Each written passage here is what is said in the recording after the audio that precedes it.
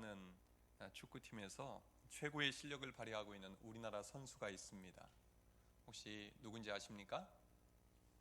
예, 손흥민이라는 선수죠. 오늘 새벽에도 골을 넣었다고 하는데 정말 잘합니다. 손흥민 선수는 축구의 전설이라고 불리는 차범근 씨가 가지고 있던 최고의 골 기록을 지난주에 넘어섰습니다. 우리나라가 자랑할 만한 이제는 전설적인 선수라고 그렇게 부를 수가 있을 것 같습니다. 그런데 이 손흥민 선수보다 앞서서 토트넘에서 뛰어난 활약을 펼쳤던 우리의 한국 선수가 있었는데 혹시 누구였는지 아십니까? 어떻게 이렇게 잘하세요? 이영표 선수가 먼저 그곳에서 기반을 잘 닦아놨고 또 그곳에 가서 손흥민 선수가 잘하고 있습니다. 이영표 선수는 우리나라 최고의 축구 선수로도 유명하고 또 탁월한 축구 해설가로도 유명합니다. 그런데 이영표 선수는 신앙심이 깊기로도 유명하지요. 이영표 선수가 작년 이맘때에 어느 강좌에서 이런 말을 했습니다. 저는 국가대표가 꿈이었습니다. 유명해지고 싶었고 돈 벌고 인기를 얻고 싶었습니다. 그러면 행복해질 줄 알았습니다. 마침내 저는 국가대표 선수가 되었습니다. 축구 선수로서 원하는 꿈을 저는 이룬 사람입니다. 그러나 막상 꿈을 이루었을 때 당황했습니다. 이영표 선수는 꿈을 이루고 난 뒤에 잠깐은 만족했지만 엄청나게 깊은 허탈감 속에 빠졌답니다. 그때 그는 자신의 마음을 살펴봤습니다. 하나님을 믿으면서도 성공, 더 많은 것, 더 높은 것, 더 좋은 평판과 같은 세상의 것들이 자기 속을 가득 채우고 있음을 발견할 수가 있었습니다. 그러나 거기에서 행복과 기쁨을 찾을 수는 없었다고 합니다. 이런 과정을 통해서 이영표 씨는 삶의 주인이 자신이 아니라 하나님이심을 깨닫습니다. 그리고 그는 이렇게 고백합니다. 제가 생각하는 행복은 감사로부터 온다고 생각합니다. 감사하면 만족합니다. 세상의 기준이 아니라 성경을 통해 주시는 하나님의 기준으로 세상을 보면 기쁘고 행복하고 감사할 수 있습니다. 그는 그동안 하나님과 또 사람들로부터 얼마나 많은 것을 받았는지 깨달은 후에 너무너무 감사해서 그는 다르게 살기로 결심했다고 합니다. 그는 더 이상 더 많은 돈 벌고 더 유명해지기 위해서 애쓰지 않는답니다. 이제 그는 어떻게 하면 더 사랑하며 살 수 있을까? 어떻게 하면 더 많은 사람들을 도와주고 더 많이 나누면서 살 수 있을까? 그 일에 힘쓰고 있다고 합니다. 이런 믿음 좋은 그리스도인이 우리나라에 있다는 것이 얼마나 감사한지 모르겠습니다. 오늘 본문에서도 바울이 데살로니가 교인들에 대해서 하나님께 감사하는 모습을 볼 수 있습니다. 바울은 무엇이 감사했을까요? 우리 3절을 함께 읽겠습니다. 시작. 형제들아, 우리가 너희를 위하여 항상 하나님께 감사할지니 이것이 당연함은 너희의 믿음이 더욱 자라고. 여기까지만 읽겠습니다. 감사합니다. 바울은 먼저 데살로니가 교인들의 믿음이 더욱 자란 것을 감사합니다. 우리 함께 해보시겠습니다. 믿음 성장 감사.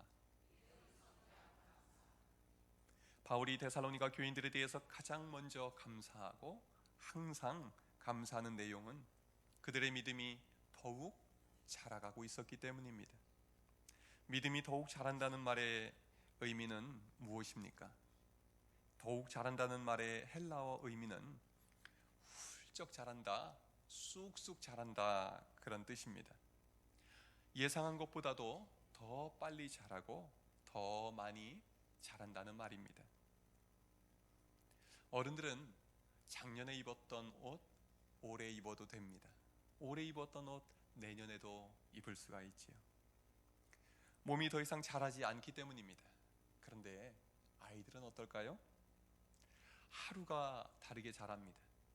저희 집에도 아이들이 셋이 있는데 철마다 옷을 새로 사야 합니다. 지난철에 입었던 옷보다 몸이 더 커져서 못 입기 때문입니다. 자녀들을 키우시는 분들, 그리고 손주부신 분들은 이해를 잘 하시리라고 생각이 됩니다. 하루가 다르게 쑥쑥 자라는 모습을 보면 신기하기도 하고 정말 감사하지요. 바울은 데살로니가 교인들의 믿음이 놀랍도록 쑥쑥 자라는 모습에 감사했습니다. 데살로니가 교회는 당시에 어떤 상황에 있었을까요? 사도행전 17장 1절에서 9절 말씀을 보면 바울 일행이 데살로니가 지역을 거쳐간 이야기가 기록이 되어 있습니다. 바울 일행은 데살로니가의 유대인 회당에서 새 안식일을 머물렀습니다.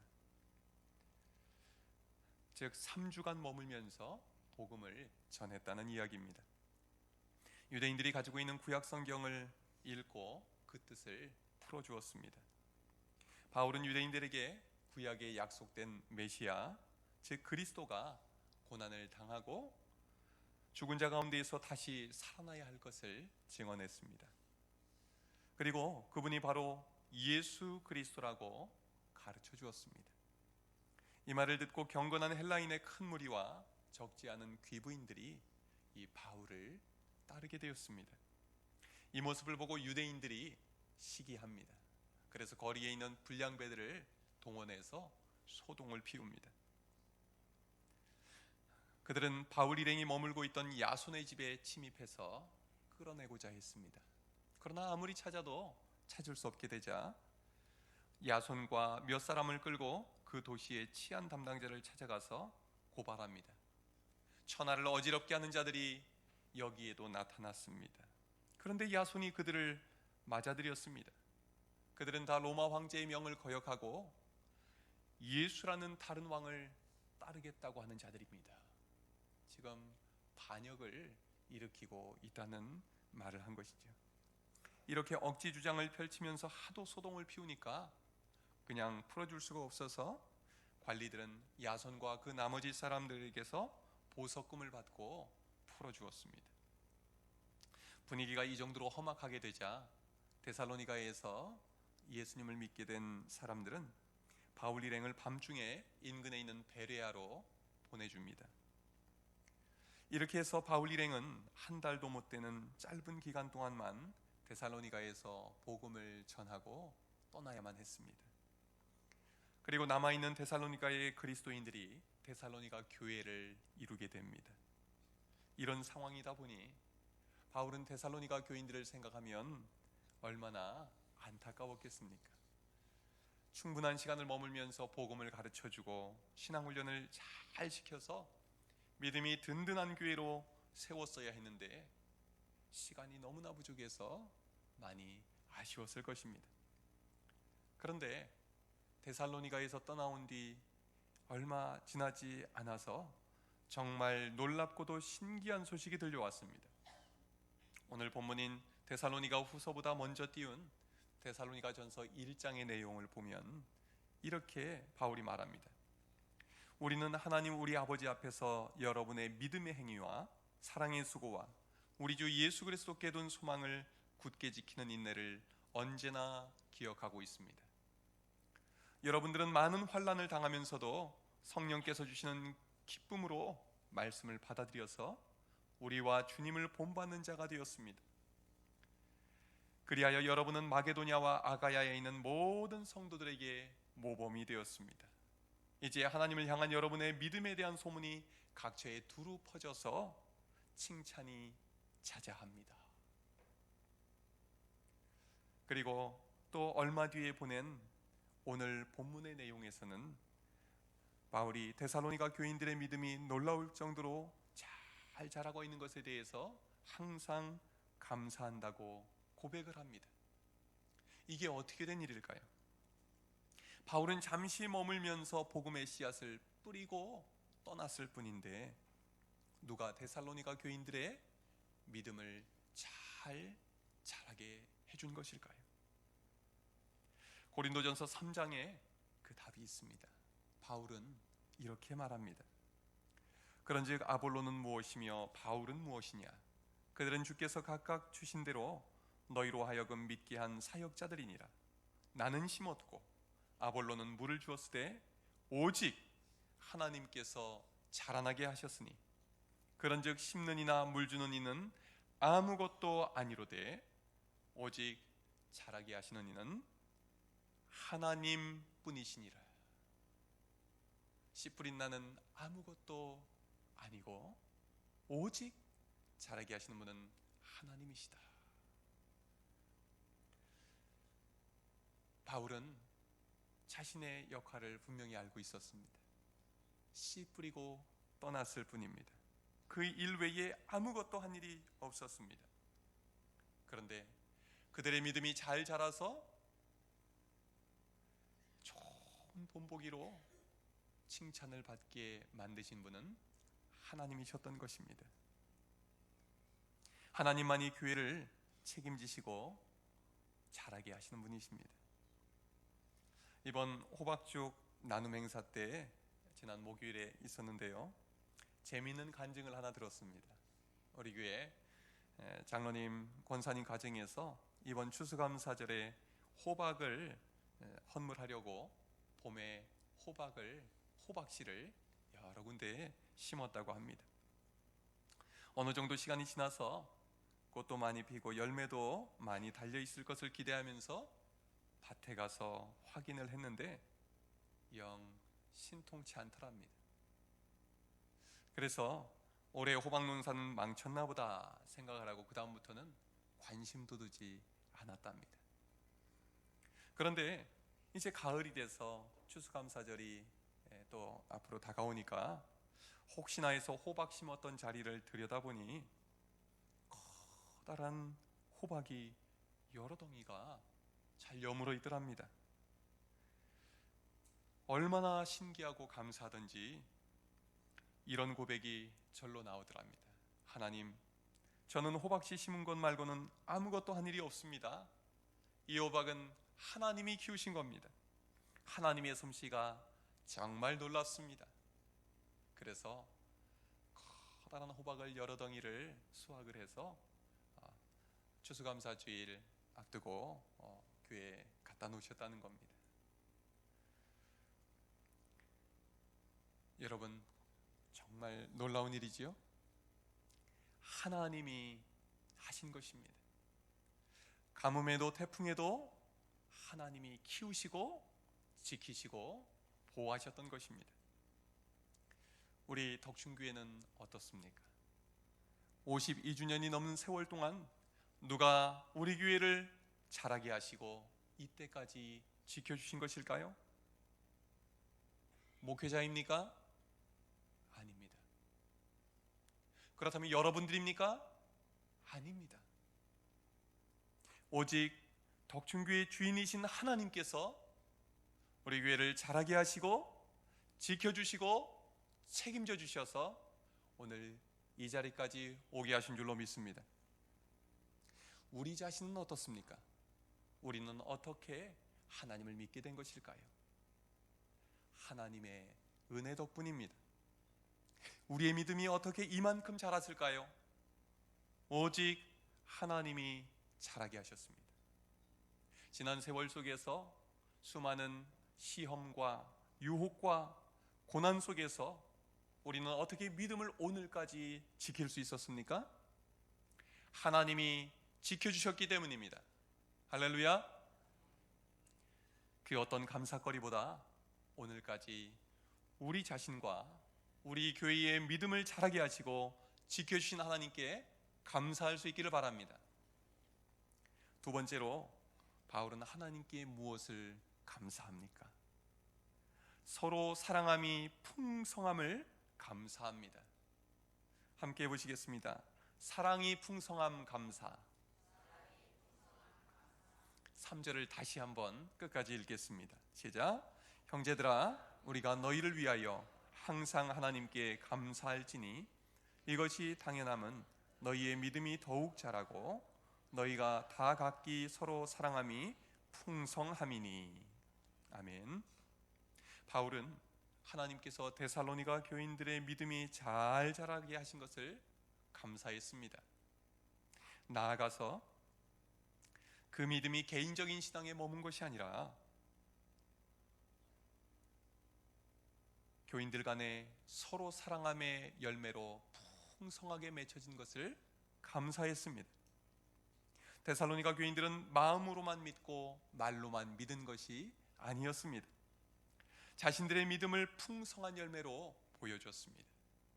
우리는 여기에서 정말 중요한 신앙의 원리를 깨닫게 됩니다. 참 믿음은 무엇을 보면 압니까? 열매를 보면 압니다. 농촌에서 살아보지 않은 사람들은 과일 나무를 봐도 무슨 나무인지 잘 구분하지 못하는 경우가 많습니다. 그 나무가 그 나무 같은 것이죠. 그런데 어느 때가 되면 우리는 그 나무를 분명히 알아볼 수가 있습니까?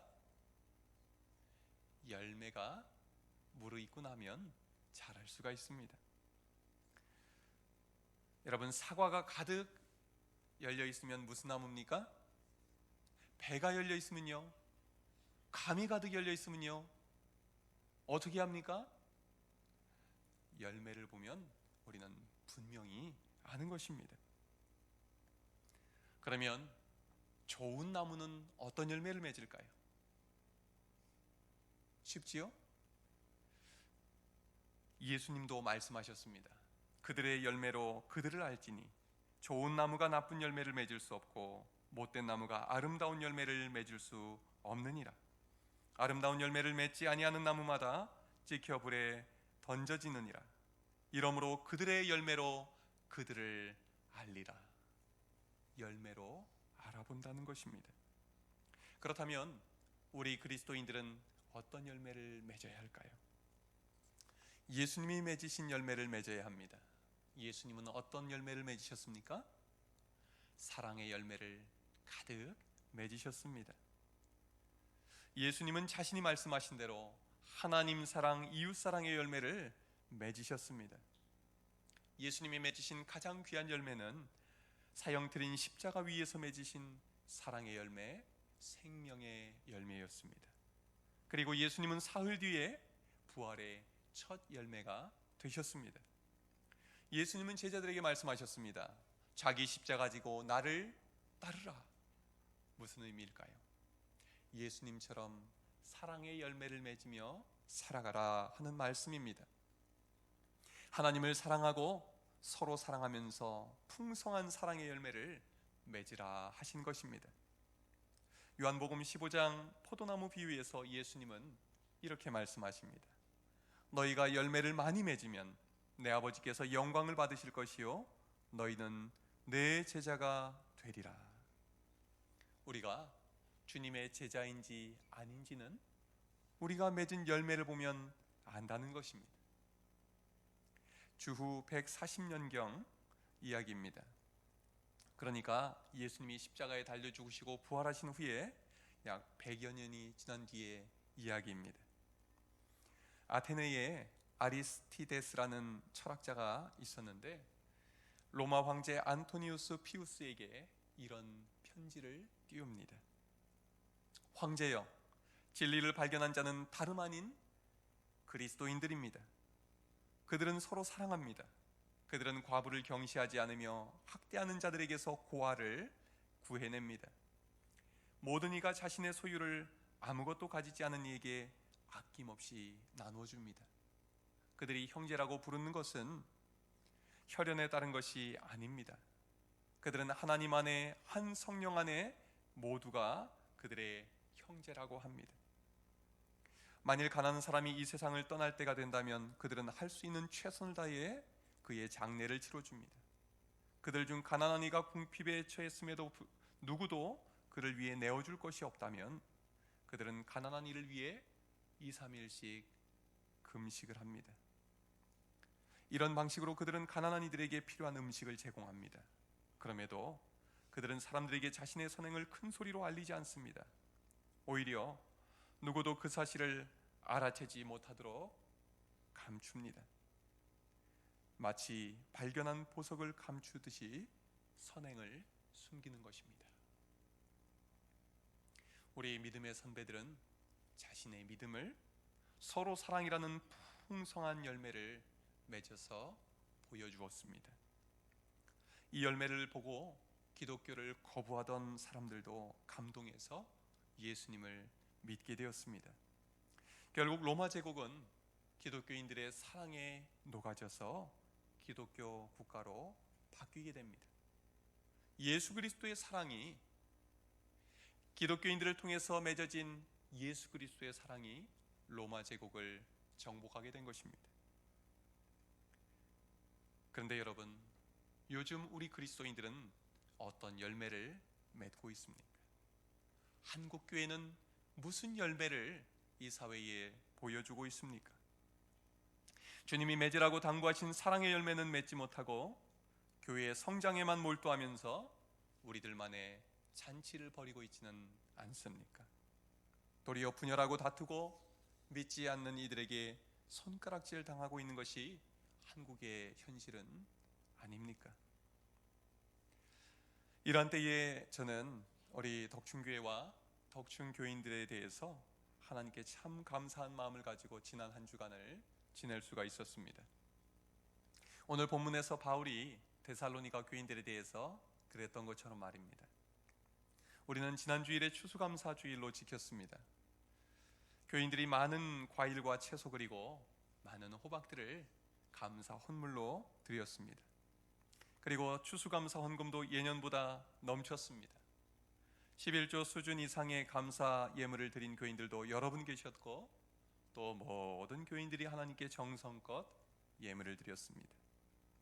그리고 주일 오후 찬양 예배 후에는 추수감사 찬양대회에 7팀이 나와서 감사 찬양을 드렸습니다.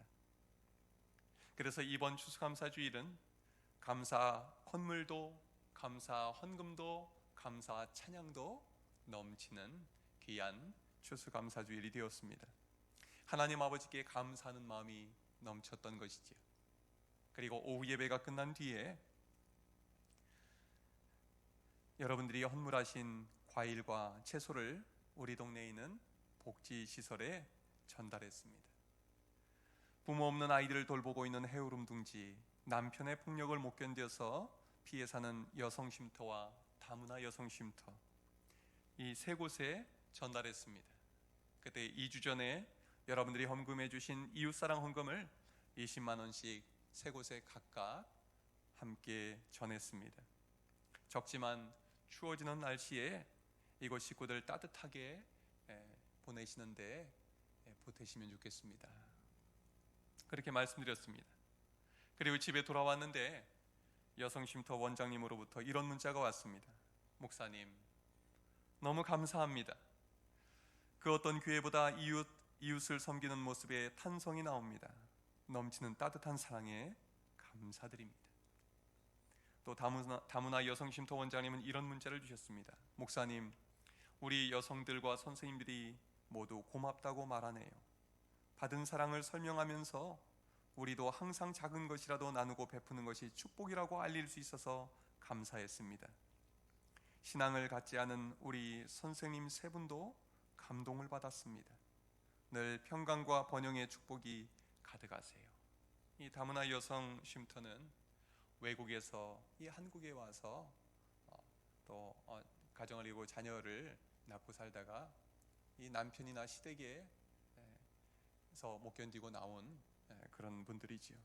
그런데 하나님 사랑에 대해서 이야기를 할 수 있는 좋은 계기를 마련해 주셔서 고맙다고 하는 것입니다.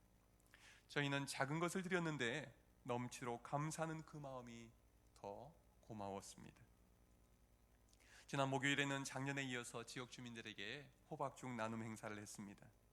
수요일부터 이틀간 호박 껍질을 벗기고 다듬고 또 죽을 쓰는 일을 했는데 남선교회 회원들도 함께 참여하셔서 큰 힘이 되어주셨습니다.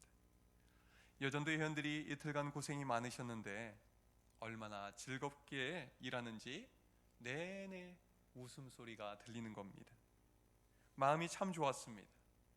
그렇게 호박죽을 700명분을 쏘았는데 작년보다 빛깔도 더 곱고 맛은 더 좋은 호박죽이 완성이 됐습니다. 오후 3시부터 배달을 시작했습니다. 교회 인근에 있는 힐스테이트 아파트, 시티 아파트, 동성 아파트, 덕충주공 아파트, 또 성황맨션, 그린 그린파크 아파트, 이 아파트들의 관리사무소와 또 관리실, 경로당에 갖다 드렸습니다. 그리고 앞서 말씀드린 세계복지시설에도 드리고, 이번에는 천주교회에서 운영하는 장애인 복지시설 예리고의 집에도 나눠 드렸습니다. 만덕동 주민센터와 또 소방서, 한려 아동지역센터, 도선사 사무소, 그리고 교회 주변 상가들과 인근 주민들에게도 나누어 드렸습니다. 충덕중학교에도 갖다 드렸는데 선생님 한 분이 저에게 이런 문자를 보냈습니다. 목사님, 호박죽 너무 맛나요. 너무 감사합니다. 색도 예쁘고 진하고 잘 먹겠습니다. 엑스포역과 여수 버스터미널에 있는 택시 기사님들에게는 호박죽과 운전용 흰 장갑을 함께 드렸는데 그렇게 좋아하시더랍니다. 호박죽을 받아 드시는 모든 분들이 정말 고마워하시고, 또 대접하는 우리는 더 행복한 시간이었습니다. 작년 추수감사절도 주민들과 함께 나눌 수 있어서 좋았는데, 이번 추수감사절은 온 동네 잔치날이 되었습니다. 추수감사의 기쁨을 우리끼리만 나누는 것이 아니라 온 동네 주민들과 함께 나누게 하신 하나님께 참 감사했습니다. 그리고 지역 주민들과 이렇게 잘 나누고 섬기는 우리 덕충교인들이 얼마나 자랑스러웠는지 모릅니다. 여러분, 하나님께서 데살로니가 교회에 부어주신 믿음의 성장과 사랑의 열매를 우리 덕충교회에 부어주고 계신 줄로 믿습니다. 데살로니가 교인들처럼 믿음이 쑥쑥 자라는 영적인 복을 받아 누리시기를 주님의 이름으로 축원합니다. 그리고 우리 교인들 간에 서로 사랑함의 열매가 풍성해지기를 바랍니다. 또한 하나님께 받은 그 귀한 사랑을 우리 교회 밖에 있는 이웃들에게 마음껏 나눠주고 베풀고 살아갈 수 있기를 바랍니다. 그래서 하나님 나라를 이 땅 위에 세워가는 복된 삶을 사시기를 주님의 이름으로 축원합니다. 기도하겠습니다.